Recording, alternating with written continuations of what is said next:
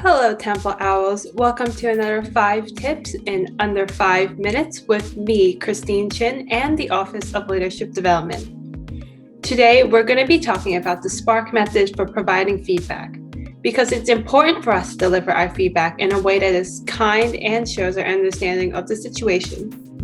The SPARK method is actually an acronym, and each letter of SPARK represents a different tip on how to effectively provide feedback.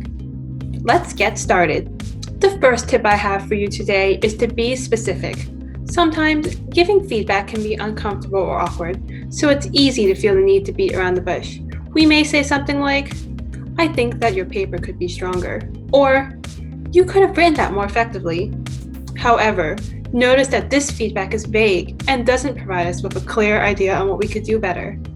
It's important that we be specific and descriptive with our feedback and provide facts that are linked with discrete words, phrases, or actions. So, instead of saying, "The paper could be stronger," we could say, "The wording in the paper was passive. You should use active voice instead." See, that's much better. We now have a specific idea on what can be improved. The second tip I have for you today is to be prescriptive. Like a medical prescription that aims to solve an ailment, prescriptive feedback offers a solution or a strategy to improve the work.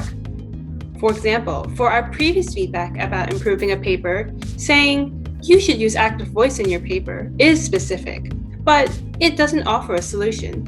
Providing a resource or guide is a great way to make sure your feedback is prescriptive. Notice that when I say, "You should use active voice in your paper," here is a helpful link I use to learn how to. My feedback has both a specific target I can improve on and offers a strategy on how to improve the work.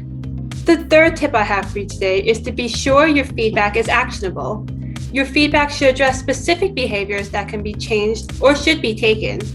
For example, if I just tell someone, "You need to be more professional," this doesn't let them know what actions they need to do and will likely just create defensiveness. Instead, tell them that there are specific behaviors they need to use to be more professional, such as using professional phrasing in emails or showing up to their shifts on time. This will give the receiver a clearer picture of what they need to do differently. The fourth tip I have for you today is to be sure your feedback is relevant. Feedback should be delivered in a timely manner and directly references the task criteria, requirements, or target skills. Keep the feedback focused on strategies or action plans to improve performance. Staying forward-focused also helps make the conversation more positive in nature because you're looking ahead to how things can be better instead of dwelling on past mistakes. The last tip I have for you today is to be kind. Feedback should be framed in a kind, supportive way.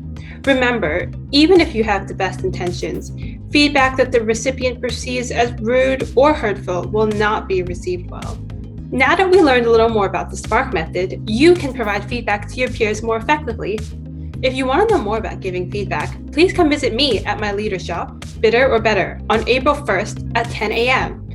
Thank you again for listening to the Office of Leadership Development's 5 tips in under 5 minutes.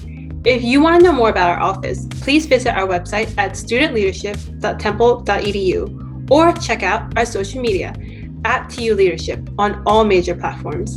That's all for me, and you have a great day. Bye.